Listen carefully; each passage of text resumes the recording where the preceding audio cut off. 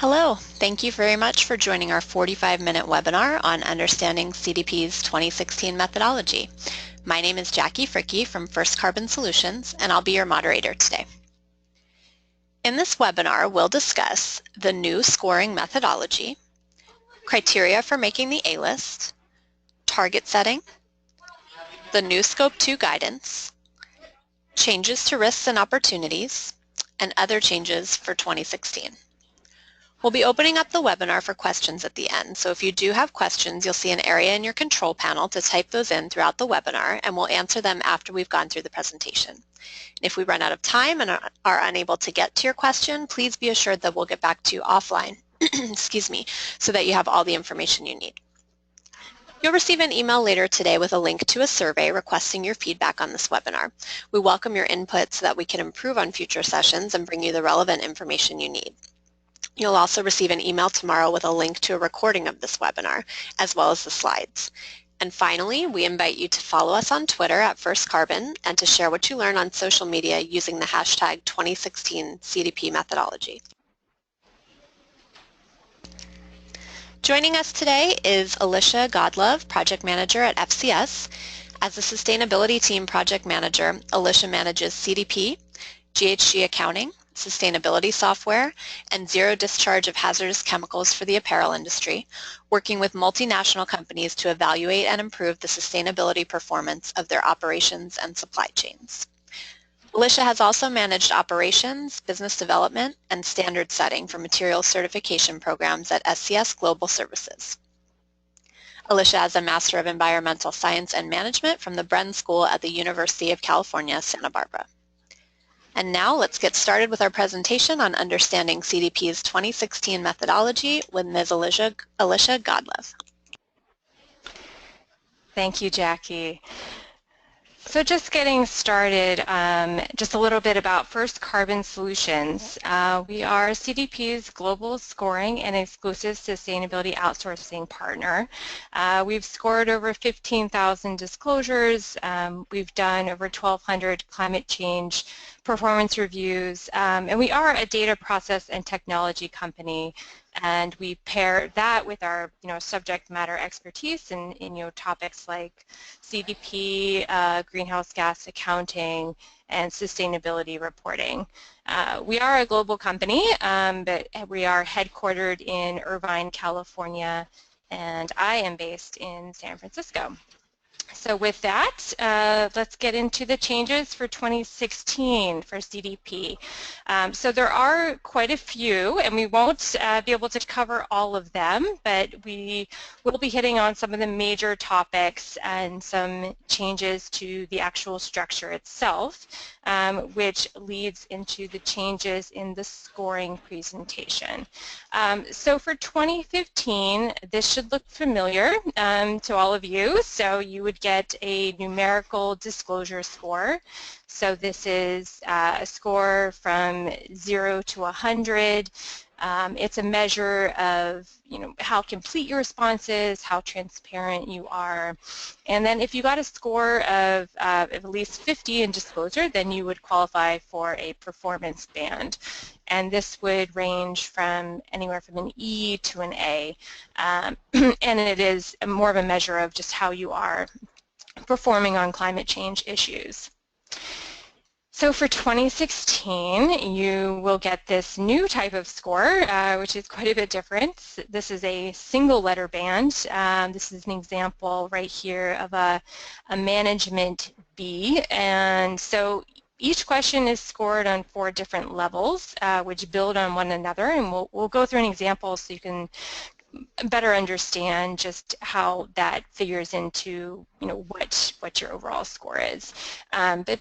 But basically, the reason for the change, so this is akin to how the water program is scored, if you're familiar with that program, and it basically provides more clarity and comparability with the scores. So, before having a, for example, having a 98C, is that better or worse than, like an 80B, for instance? It's kind of hard to say, and it is a little muddled. So now by just having one single unified score, it does provide that clarity.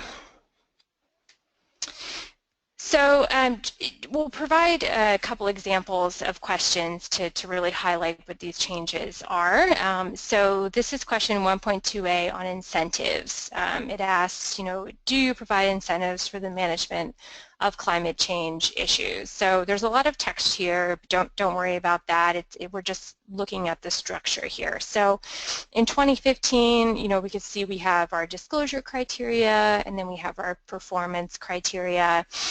So every question is scored this way, so it's very clear how you would ultimately get to what your ultimate disclosure score is, and then your performance score. So let's look at this question though and how it looks in 2016.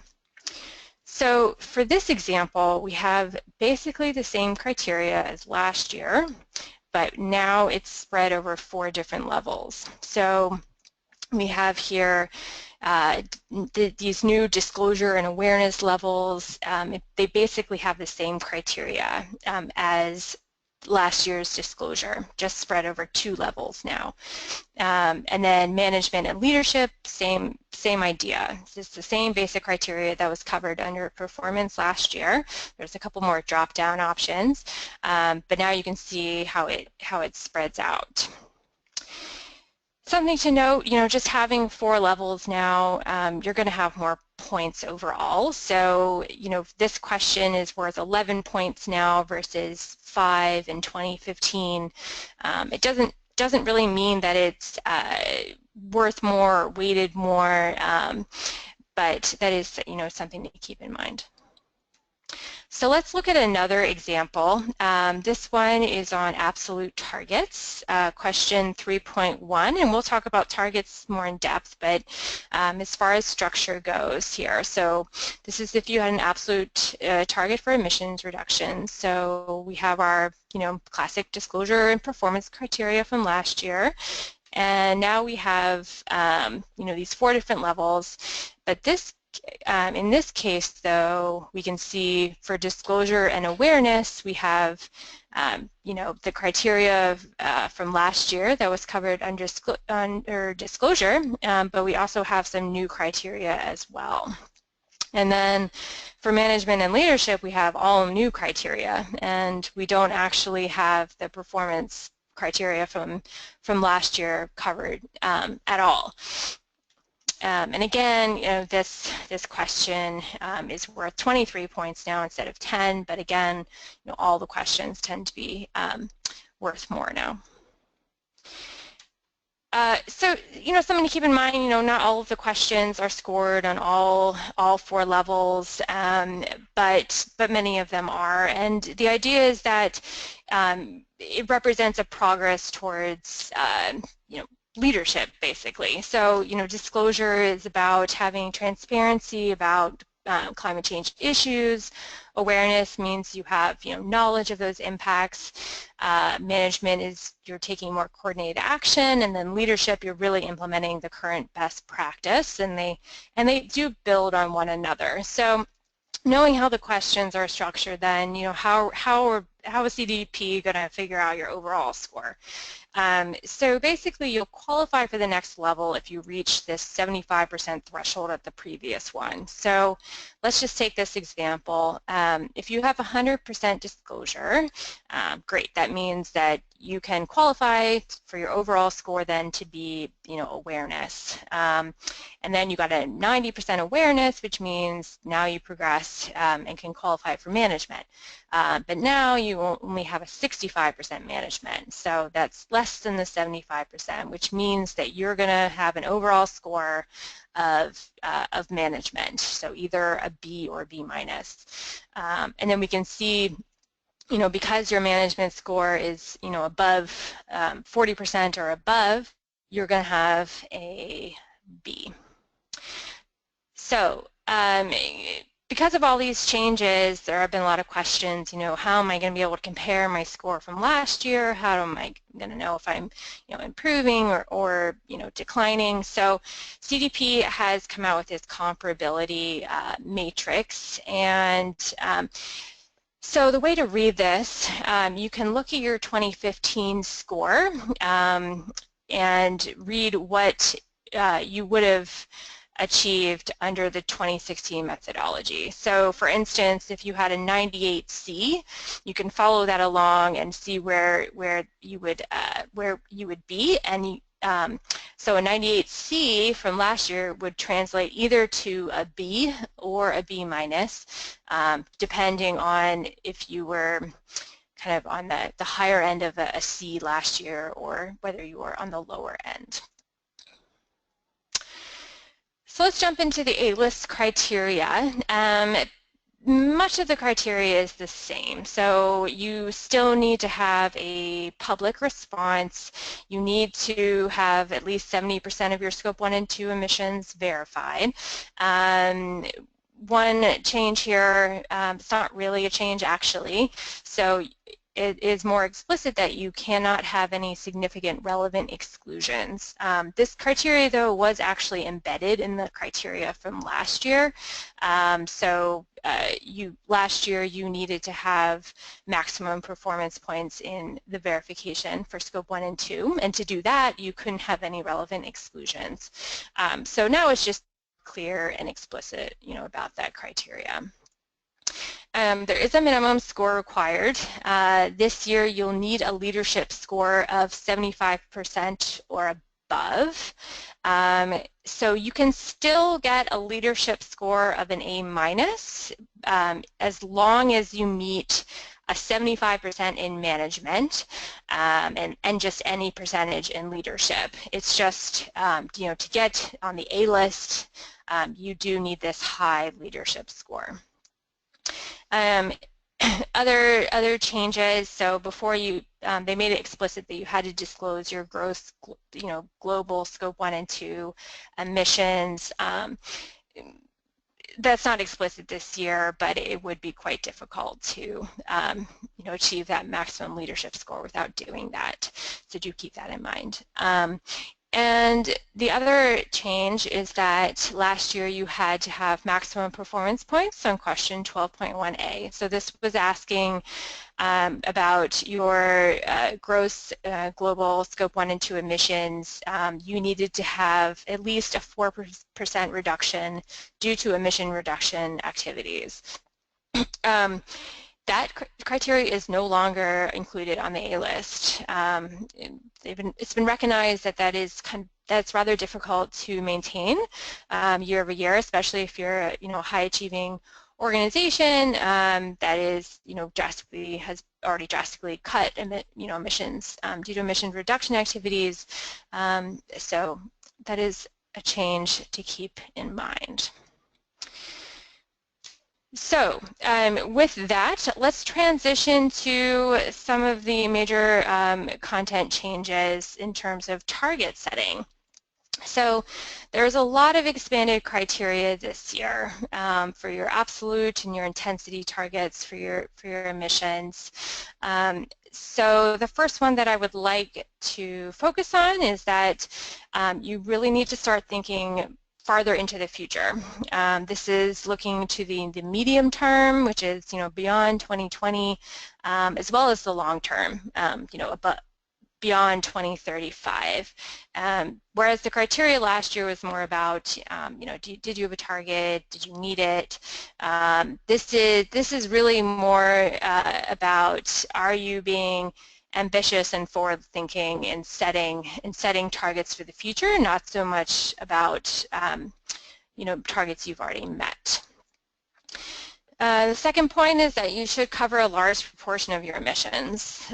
They're looking at whether you're addressing at least 70% of your Scope 1 and 2 emissions, that you are looking at having no relevant exclusions there, and excuse me, I misspoke.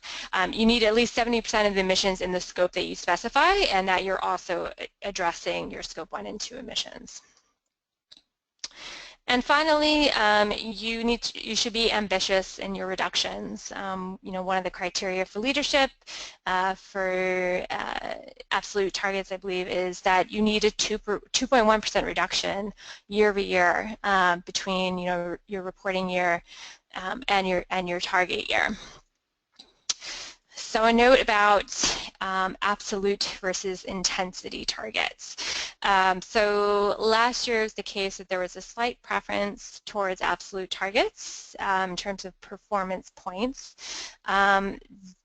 This year there is a slight preference towards absolute targets in the higher scoring criteria and more options. So just explaining that a little bit. So while it's true for intensity targets, there's actually more points associated with disclosure level and awareness level, although it is tied to you need to explain how your intensity target relates to a certain absolute reduction in emissions. But that being said, for the absolute targets, there is, a couple more points available in the management level, and the big change is to obtain leadership points for it, you have two different paths for absolute. You can either meet certain criteria about, being ambitious and covering a large scope and et cetera, or you can have your target be a science-based target that's been passing the quality check by the Science-Based Target Initiative. So you have two different paths. That's not the case for intensity targets, though. To get those leadership points, you need to pass that quality check by the Science-Based Target Initiative. Which brings me to science-based targets. So we'll cover a few of the basics about this because it is something new for this year. I know there's been quite a few questions and it is a new initiative. So what are science-based targets? This is a joint initiative by CDP, the UN Global Compact, the WRI and WWF, and basically, its mission is for companies to set emission targets that are really based on climate science and, given your company's characteristics and sector, that you're able to set a target that is aligned with the overall goal of limiting overall global warming to less than 2 degrees Celsius. Okay, great. So how do you actually go about setting a science-based target?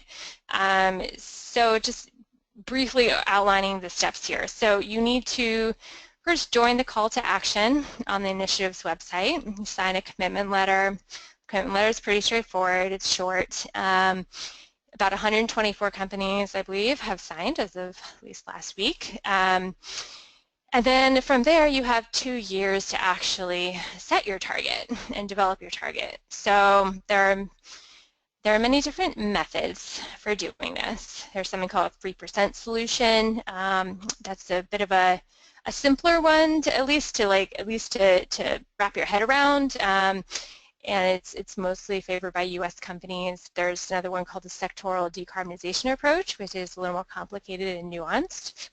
There are many different methods. Some are better for scope 1 and 2 versus scope 3. Some cover certain sectors better, and you can mix and match. You can even come up with your own custom method, just so long as it has a good basis in science and you can justify it. There are certain criteria to keep in mind. It is more rigorous than CDP's criteria for targets in certain ways. So they're looking for you to cover at least 95% of your scope 1 and 2 emissions. It needs to be at least 5 years out. You need to set an ambitious scope 3 target. If scope 3 is at least 40% of your overall emissions profile, and frankly that will be the case for the vast majority of companies. So after you do that, you need to submit it for a quality check to the initiative. This is free, but it does take over a month. Allow for definitely over a month to go through that check process. And right now they only have about a 50% approval rate. There's only about 14 companies who approved. And then at least for this year's scoring, you had to have submitted it by last Friday. So do keep that in mind. So that being said, it is quite an ambitious initiative and is new, but, do I need to set a science-based target? How important is this? And I'm not really going to speak to this in terms of, what's right for your company. This is just from a CDP scoring perspective. So it is scored, but there are still lots of ways to earn points without it and to really mitigate that loss. You can, as long as you're looking at a target that's, sufficiently ambitious, that it includes most of your emissions, that you don't have any relevant exclusions, that you're looking in the medium and long term, you'll still be able to gain lots of points in the target setting. But do keep in mind about that criteria with the intensity targets and the leadership points that will be limiting if your target is not science-based. So with that, let's transition to a different topic, the new Scope 2 guidance. So this is addressing your Scope 2 emissions that will mostly be dealing with electricity. So the Greenhouse Gas Protocol released a new Scope 2 guidance in January of 2015, basically to address how renewable energy purchases need to be accounted for. So these are things like renewable energy certificates, power purchase agreements, guarantees of origin, if you chose a particular energy supplier because maybe they have a favorable renewable energy portfolio. There was no standardized way to basically assess these instruments before and to account for it. So, some companies might assume it is zero emissions and they would subtract it from their accounting. Some may not do that at all and account for it in a different way. So it's very hard to compare what different companies were doing and what the overall emissions and inventory should be. So the solution is having these two accounting methods. Location-based method uses average emissions intensity of grids on which the energy consumption actually occurs. So this uses usually E-grid factors, for instance, in the US. And then market-based uses emissions from electricity that you have purposely chosen, so things like renewable energy certificates. So according to the protocol, most companies will need to account for using both methods.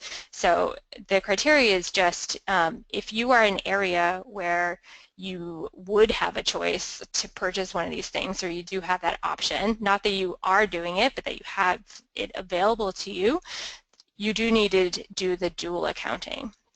That being said, if you are just a company who pulls from the grid and you're not doing anything with renewable energy and nothing out of the ordinary, your location-based and your market-based are going to be the same.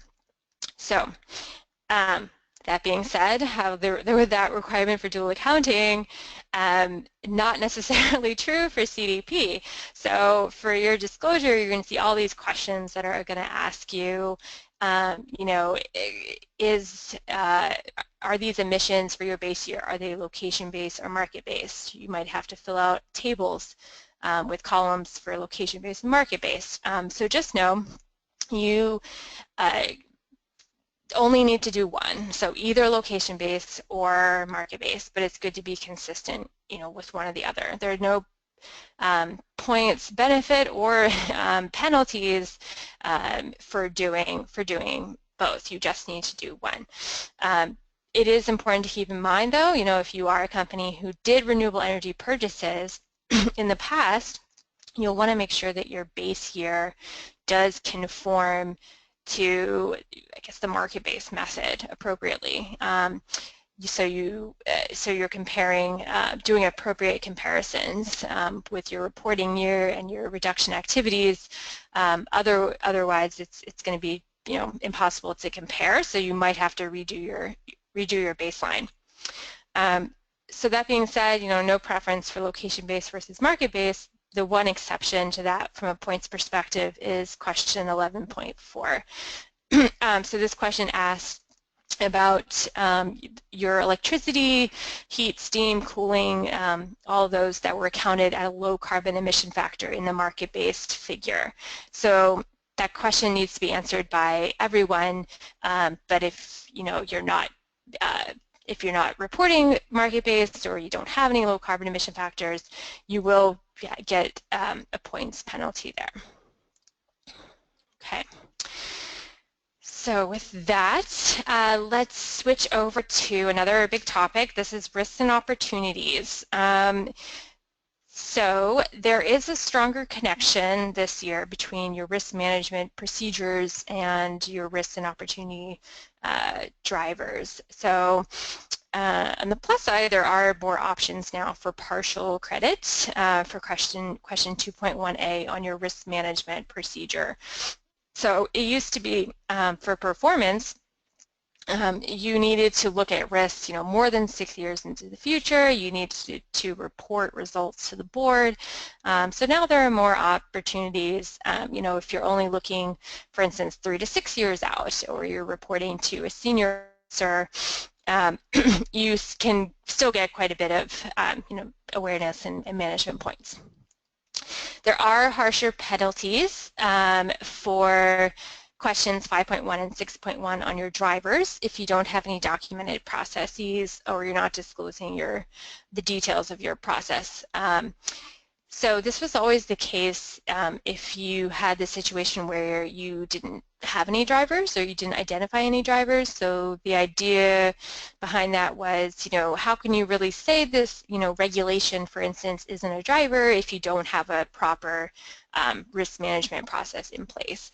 But now it's also the case if you identify a driver. So on the flip side, how can you say that regulation is actually a driver if you don't have, a process, a good process in place? So do keep that in mind. And then there is an opportunity for leadership points in question 2.1a if you have drivers that are, high achieving in points in question 5.1 and 6.1. Just that there's that stronger connection now. And lastly, we have the same tables for questions 5.1 and 6.1. These probably look familiar to you. They're the same columns, but there are some criteria changes to keep in mind. So you still need your description to be company specific, but it's no longer a prerequisite for points. It's just an extra, point. When you can, avoid saying that anything is unknown. So this could be your time frame, your magnitude of your impact, your potential impact. Just avoid saying anything is unknown. The estimated financial implications. So it is best from a points perspective if you can put a quantitative figure on that. But, this could be a range, it could be tied to another metric, there is some flexibility there. But this year there is opportunity for partial points if it is qualitative. And finally, the management method, this is still the case as it was last year, but they're really looking for that to be, the driver to be actively managed. So that has to go beyond, just conducting research or monitoring the driver. So finally, I just wanted to hit on a couple of smaller topics with fewer points implications. So just hitting on these, emissions intensity. These are questions 12.2 and 12.3 and 12.4. So it used to be that as a default you had to report your emissions intensity by unit revenue and by full-time equivalent employee. So it is no longer the case, though, that you have to submit it by full-time employee. You can, if you want, under the other metric, but it's no longer a default. But something, one change to keep in mind is that you do have to explicitly say now how you got to your calculation. So you have to express the number representing your denominator. So for instance, for intensity by revenue, you'll have to say the number, like what your revenue was. So somebody could have back calculated this and figured it out from last year by going through, your response and cross-referencing.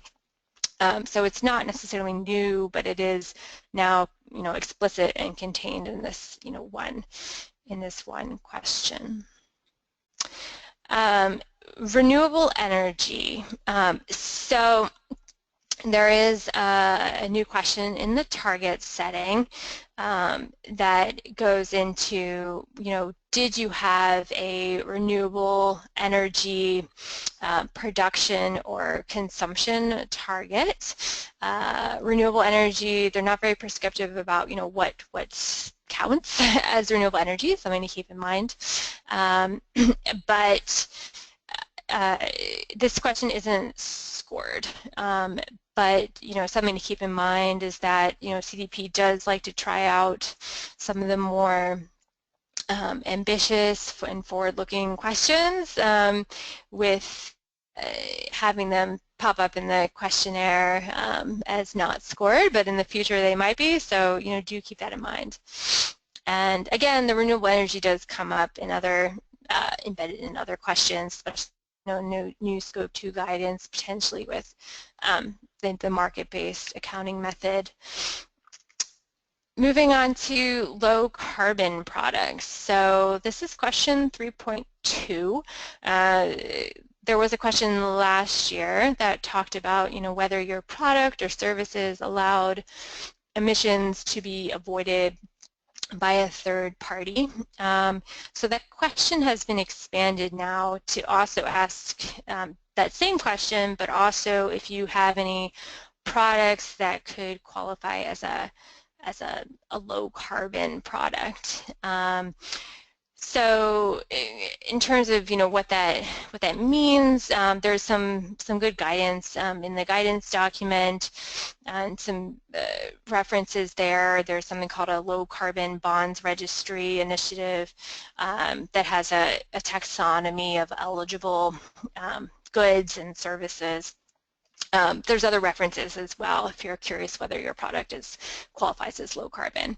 But this question is actually no longer scored. It was scored last year and it is not scored for this year. And finally, for Scope 3, things that aren't changing. Let's see. Most things aren't changing. There's still no minimum threshold as far as a percentage for verification. We still have the same sources.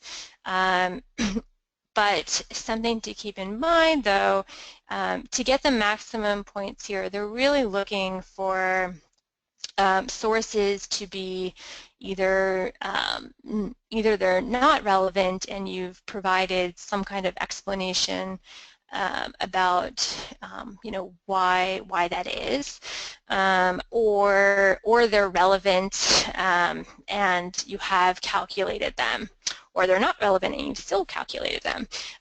So there is a harsher penalty this year if you have sources that are relevant but not yet calculated. So do keep that in mind. CDP is trying to really push companies to start considering their Scope 3 emissions more and to really start calculating those.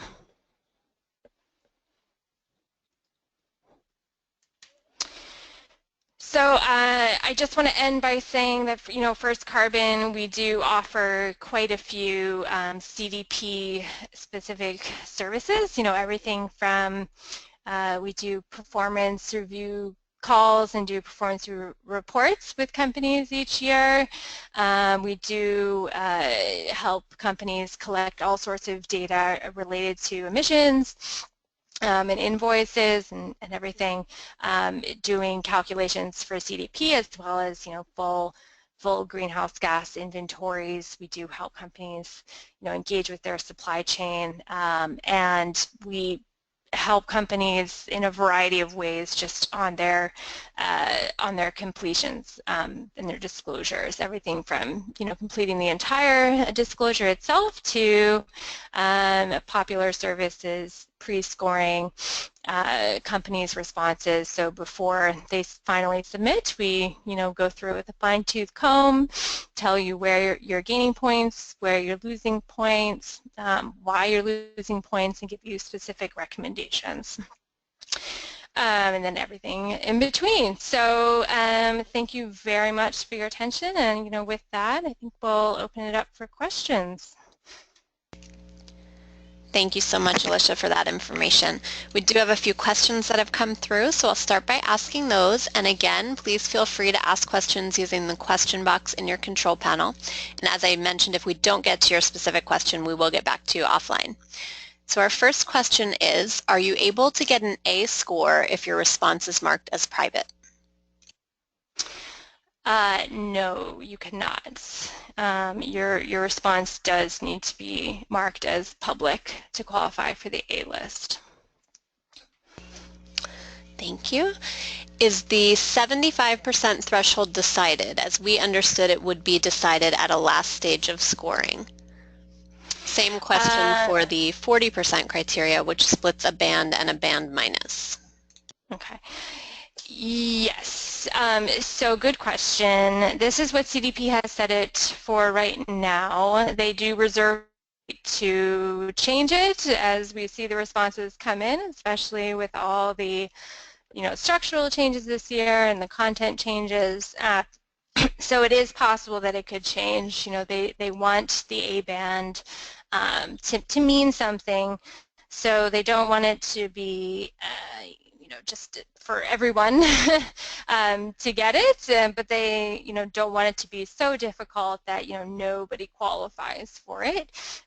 So that is subject to change, although this is our understanding of how it is right now, and what we should probably it's good to just aim for that. And as far as the 40% threshold, my impression is that is more established, although again, it's hard to say exactly. It's possible it could change. You have to ask CDP for the final answer. Thank you. Can we get maximum points for absolute targets if they are not science-based targets or they have not been verified as science-based targets? Maximum points. You can get almost maximum points. There are a few instances where it does ask you about whether it is science-based. I'd have to reference the exact methodology. I can get back to you with a definitive answer, but you can still get the vast majority of the points without it being science-based. Okay. Is there a score requirement or criteria for a company that is reporting for the first time? A score reporting requirement? No. I mean, it kind of depends on what your own goals are. No, there's no minimum there. Okay, next question. My vendor who has been identified to take part in the CDP survey is not too sure about the quantitative aspect of their answer. This is the first time they're taking the survey. What do you suggest? Yeah, I mean, it sort of depends on their level of certainty. If they're not at all comfortable reporting a quantitative answer, then they shouldn't report that. And just providing explanations where you can. There's quite a bit of opportunity in the questionnaire to disclose that and why it's the case. There are certain other questions where if they're fairly comfortable, disclosing what the number is, but they want to provide, caveats, there is that opportunity as well. And of course, there's one of the questions does ask about uncertainty levels. So you can factor that into your uncertainty. So you can still provide a number, but then, with this big caveat that maybe you do have, a high, maybe a 20% uncertainty about it. It is about disclosure and just putting yourself on a path of, continual improvement, knowing where that uncertainty is and knowing how you can improve for the future. Great. Can you explain a little more about the pre-scoring? Sure. This is our scoring assessment service. We offer a couple different levels of it depending on how much feedback you want and what your budget is. Basically, the full package is we receive your response once you feel like it's complete enough. We review it, and then within a week or so, we'll turn it around and give you a table that shows you question by question how many points you're earning in all of the 4 levels, and why you're losing points, and then we will give you specific recommendations on how you can improve your response. And then we do answer any questions you might have, and then we do a call, 1-hour call to review your, our findings with you. And we give you an estimate of your overall score. So we'll tell you, right now we think you're going to score, a C-. And of course, if you implement the recommendations that we've given you in this report, you have, the opportunity to improve your score, quite a bit.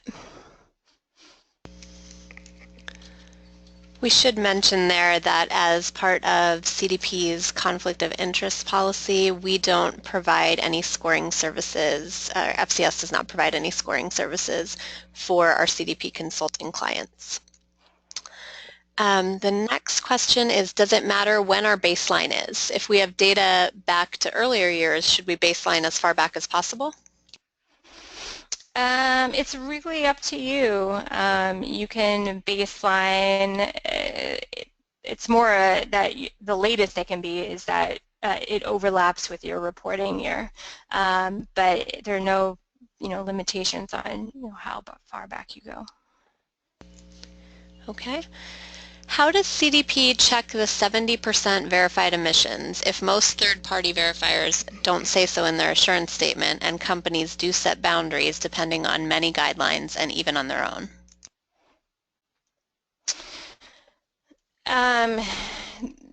Yeah, it gets a little complicated with the methodology, so it might be best if I respond to this offline in terms of the details of that.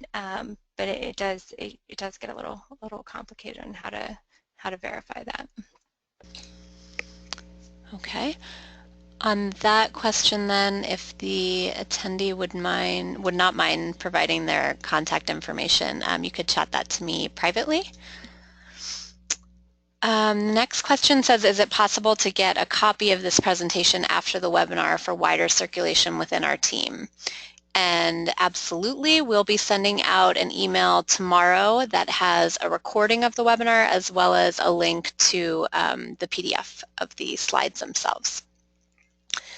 The next question is, does that mean that because our intensity targets have not passed a quality check, then we won't get leadership points for our intensity targets? That is correct. Yes, there's only one path to leadership for if you only have an intensity target and you need to pass that quality check. Again, for absolute, there are 2 paths, either passing that quality check or having a target that is, meets the criteria for ambition and length out and that sort of thing. Great. It looks like we have time for one more question, and that is there good guidance on location-based versus market-based for renewable energy? We work in developing countries and have used consultants to guide us on the use and calculation of emissions from renewables, for example, hydropower in these countries. Does the methodology assist with developing countries? It does apply internationally. And the new guidance is a bit difficult to get through, And I honestly, I'd have to look into it a little bit more to see if it has more specific resources in terms of, contractual instruments that are available in individual countries. It probably doesn't go into that much detail, but I'm happy to direct this person to into the guidance and just some of the potentially helpful charts in it. Great. Well, we've had some more questions come in. Unfortunately, we're at the close of time for this webinar. Please rest assured that every question will be answered. You'll receive an email or phone call from FCS to answer your question. We hope that you found today's session valuable, and thank you for your participation with the excellent questions. As mentioned, you'll receive a recording of this webinar, so please feel free to pass it along to your colleagues or to revisit it yourself. Due to a high demand, we've also scheduled 2 future sessions of this presentation on April 21st and April 28th. There are a few spots left at both, so please also encourage your colleagues to sign up if they're interested. And I'd also like to remind everyone that we welcome you to share what you've learned today on social media using the hashtag 2016 CDP methodology. As we close, I want to thank Alicia and everyone who attended. If you're looking for help improving your organization's disclosure process or performance this year, please contact us for more information. Thank you so much for your time and have a great rest of your day.